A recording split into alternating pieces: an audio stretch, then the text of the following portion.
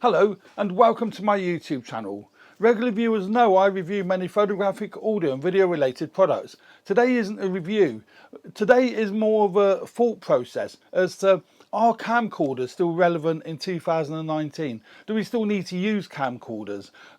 I know that sales of camcorders have diminished quite dramatically since the advent of DSLRs and mirrorless cameras being able to shoot video. I know there must be a vast majority of people out there, and including most of my viewers, probably shooting video on a mirrorless camera or a DSLR. Probably a mirrorless camera, I would think. But I still use camcorders, oddly enough. And I love my Sony FDR-X3000, no, that's that one. This is the FDR-AX700, that's it, FDR-AX700. And it is a very, very compact camcorder. Now, what are the benefits of a camcorder over a DSLR and vice versa?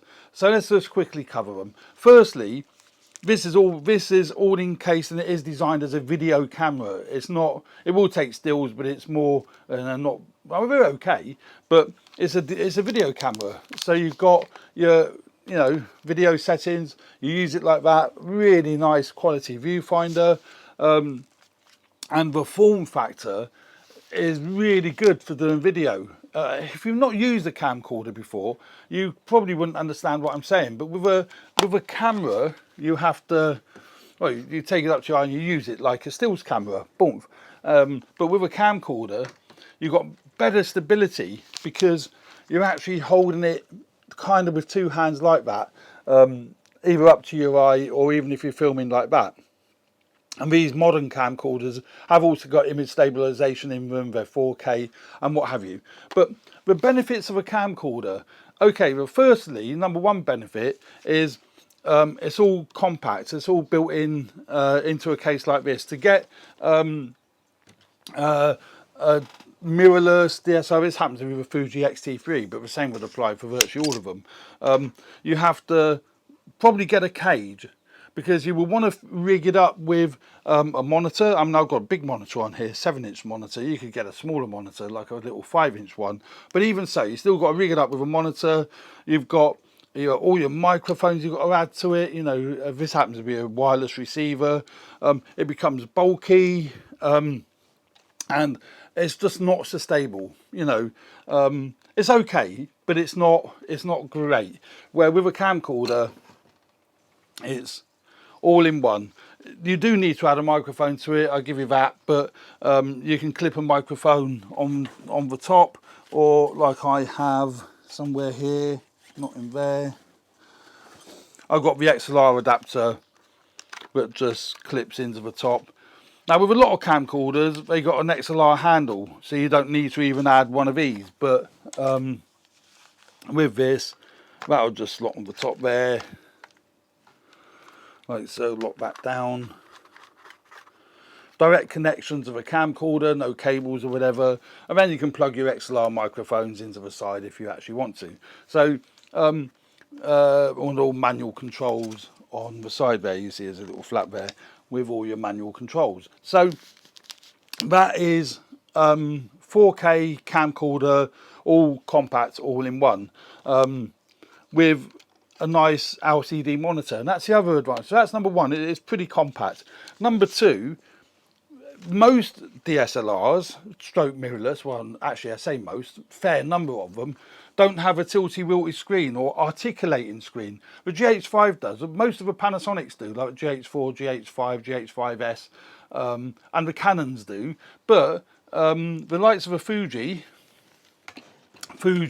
Sony's, the Nikons, I don't know what other ones there are, but they only have, the new Panasonic ones, the S1s don't, they only have a tilty-wilty screen, which is fine, but if you're doing like I am, I'm doing a lot to camera, I'm working on my own, so I have to rig my mirrorless cameras up with monitors on the top so I can actually see what's going on. But with these camcorders, you don't need to, because rotating screen. So that's another advantage with this style of camcorder. Stick that on the tripod, off you go. Job's a good one. That's another advantage. Number 3, no record limit. Well, that's a massive advantage. If you're doing events, you're doing shows, you're doing events, that's a really, really big advantage. So this particular camcorder takes two memory cards. It's got 2 SD card slots on the side there.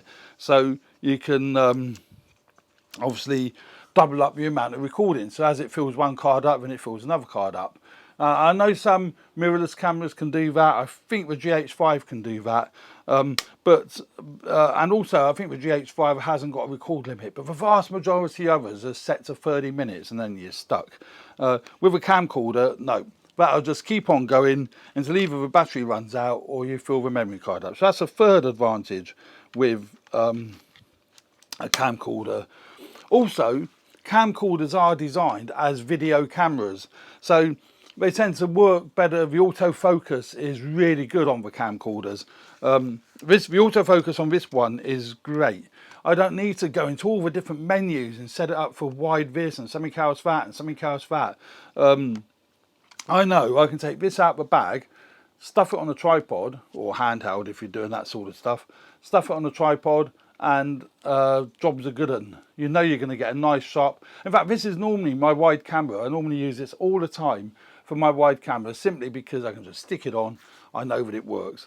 And getting sound into the camcorders, the preamps in the camcorder are generally speaking so much better than preamps in a mirrorless or a DSLR. And that's another big advantage. So you can get your XLR mics in. I say this camcorder is designed to take this XLR adapter. And again, I keep going back to Panasonic. Yeah, brilliant, because their GH4s and GH5s, you can get an XLR adapter that goes on top. I think the new Panasonic S1 takes the same adapter. I don't know. Yeah, so using this adapter, there is a Sony NX80, which has got the handle with the XLR adapters built in. I should actually get hold of an NX80 and do a comparison for you guys so you can see how different this is to the NX80. So that's another difference, is the record limit and also the audio preamps are better in a camcorder. Now, let's say, for example, you're filming shows, you're filming events. Now, I built a very successful business up doing filming amateur productions and filming shows. We went all over the country in the UK and some overseas filming these events. And we wouldn't dream of filming them with a mirrorless camera, not even nowadays, although I've sold the business. But Harry, that now runs a business, would not dream of doing it with a mirrorless. It's fraught with too many focus issues, running out of card, not a record limit, you know, etc, etc. You get a decent camcorder, and I'm not necessarily talking this model, I'm talking more of the pro end ones, and they're not that expensive, to be honest. They're just a doddle to use. He loves using them, you know. He's predominantly Sony as far as camcorders are concerned. Well, he is entirely Sony as far as camcorders are concerned. So yeah, camcorders still have a use today, and if you look at the BBC, ITV broadcasters, they're all using camcorders. Even now they're still using, some will use GH5s and what have you, but for news gathering, vast majority of it is camcorders. So there's still a massive use of camcorders out there in the market today, and people are using them. Now, there's one big downside with using a camcorder. Of no bother to people that are doing news gathering and stuff like that. But if you're doing feature films and what have you, you wouldn't want to use a camcorder, because they've only got this one, for example, has only got a 1-inch sensor. So you're not going to get that gorgeous bokeh. With a mirrorless and a DSLR, you can whack the lens off, put another lens on, they've got a bigger sensor, so you can get that lovely creamy effect. And you see behind me, the background is lovely and creamy, it's lovely out of focus. That's because I'm shooting on this 85mm f1.8 lens, and I can get, because it's a full frame body, I can get that lovely bokeh in the background, a lovely creamy effect. So if you're filming interviews or you're doing pieces to camera. Isn't that a lovely effect to have?